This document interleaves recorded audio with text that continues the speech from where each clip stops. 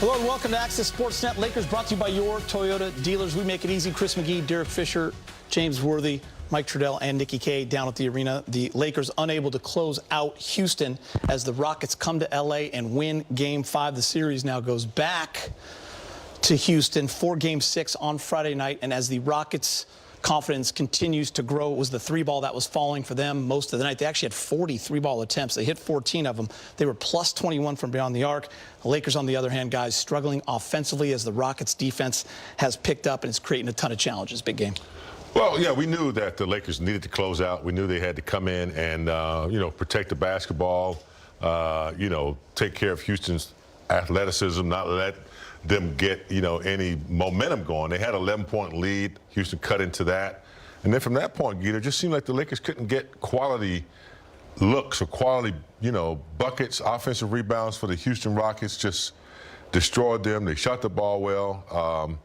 Yeah, this was it was a tough one to close out. And they didn't do the things that they needed to do to take care of the win. So we go to Game 5 now? Game 6. Game 6. Even got me confused. Yeah, I mean, in elimination games in particular, at some point you have to find a way to make your opponent uncomfortable. That could be with the pace and the ball movement and just offensively the way you're playing, but most likely not, because you're playing against good teams. It's the postseason. Houston's a good defensive and physically imposing team. And so then it comes back to, like, can the Lakers make the Rockets uncomfortable defensively? And that's just something they weren't able to do. Like, it was a low possession game. 75, 76 field goal attempts in an NBA game is really low. Mm-hmm. And I think the Rockets only turned it over 11 times. Mm-hmm.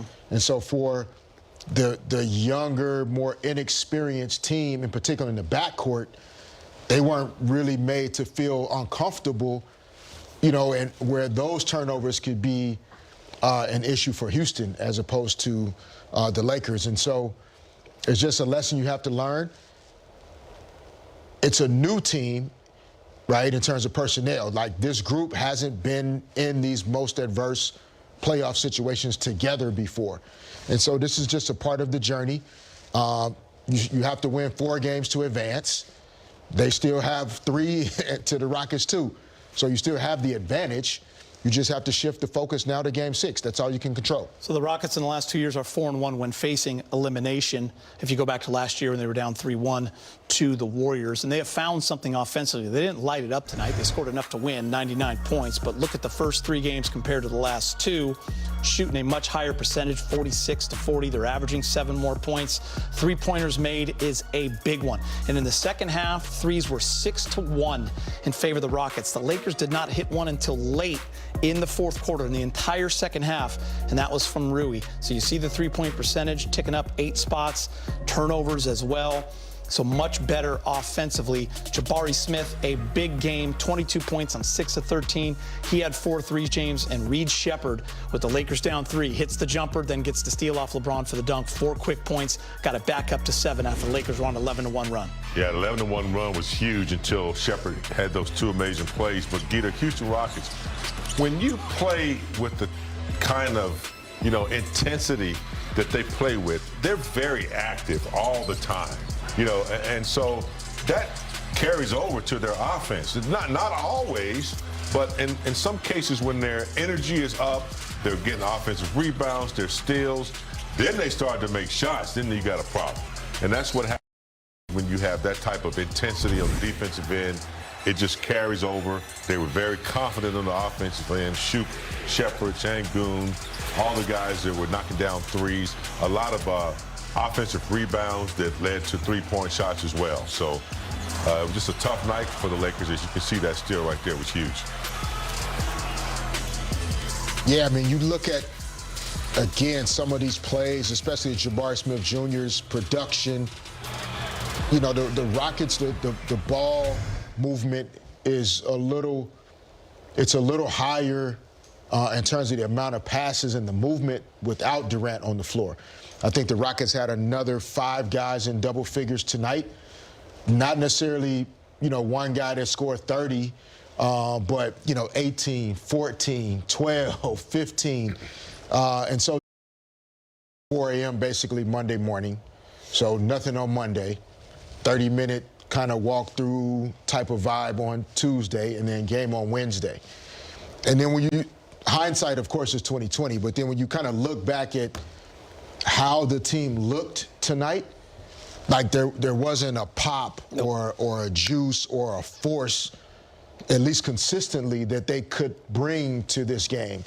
And so sometimes the decisions you're trying to make around not doing too much so that the team has the energy necessary to play in the game, sometimes it leads you to maybe under-preparing physically, where the legs, the energy, the force just wasn't there. They looked almost lethargic at times, whereas maybe if you do a little bit more yesterday, the team is more sharp and they feel more prepared, et cetera. But these are easy things to say after the fact.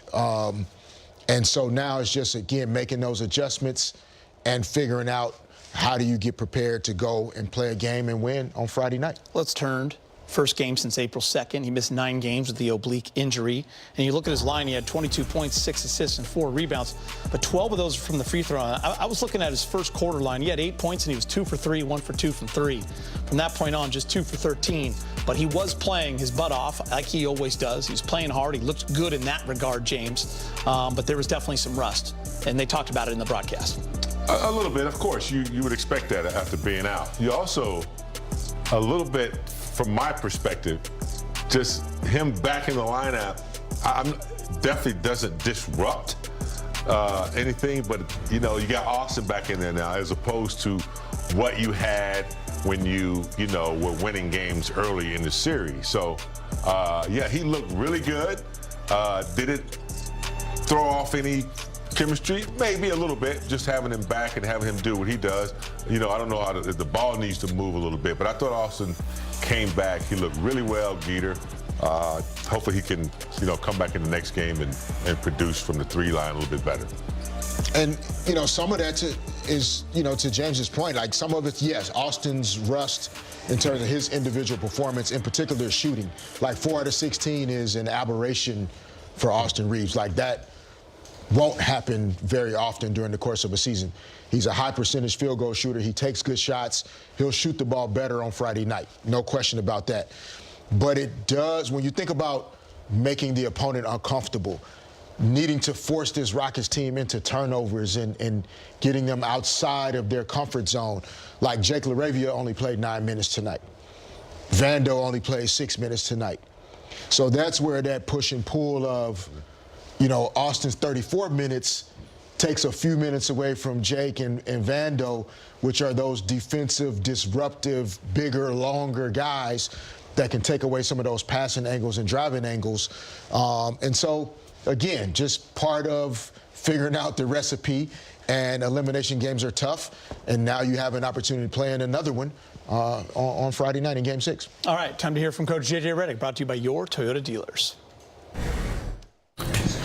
JJ, it seemed like you got off to a pretty